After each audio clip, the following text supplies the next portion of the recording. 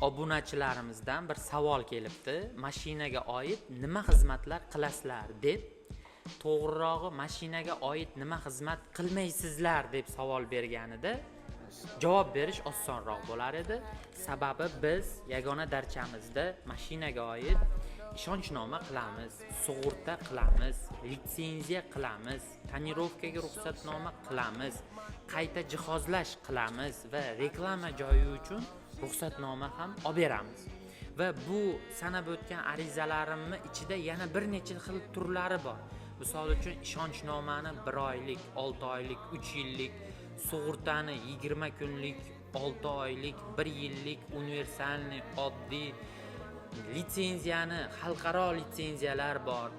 Qayta jihozlashda gaz ballon o'rnatish, propan o'rnatish, dvigatelni o'zgartirishga ruxsatnoma, kuzov o'zgartirishga ruxsatnoma kabi turlari mavjud.